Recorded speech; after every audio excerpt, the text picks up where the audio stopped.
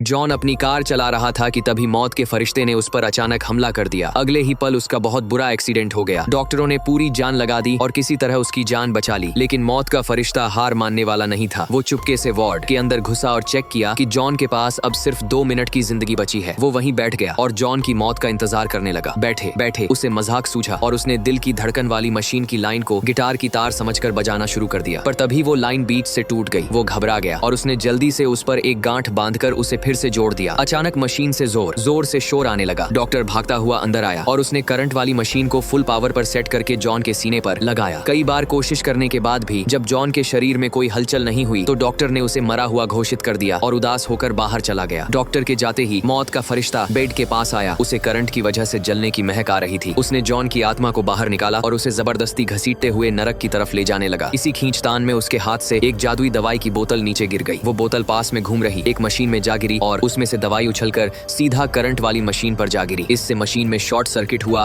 और बहुत तेज बिजली का झटका निकला। इस जबरदस्त झटके से जॉन के शरीर में जान आ गई। उधर फरिश्ता अभी रास्ते में ही था कि अचानक जॉन की आत्मा उसके चंगुल से छूट गई और तेजी से उड़कर वापस अपने शरीर में घुस गई। जॉन फिर से जिंदा हो गया। उसे डर था कि वो फरिश्ता फिर से उसे पकड़ने आएगा, इसलिए वो फौरन बेड से उठा और खिड़की से कूदकर भाग गया। जब फरिश्ता वापस वार्ड में पहुंचा तो देखा कि जॉन वहां से गायब है। उसने गुस्से में बिस्तर का कंबल हटाया, तभी करंट वाली मशीन उसके पैर के अंगूठे पर जा गिरी। दर्द और गुस्से में उसने उस मशीन पर लात मारी, जिससे उसे बहुत जोरदार बिजली का झटका लगा और उसकी हालत खराब हो गई। उसका काम खराब हो चुका था और अब उसे अपनी नौकरी से हाथ धोना पड़ने वाला था।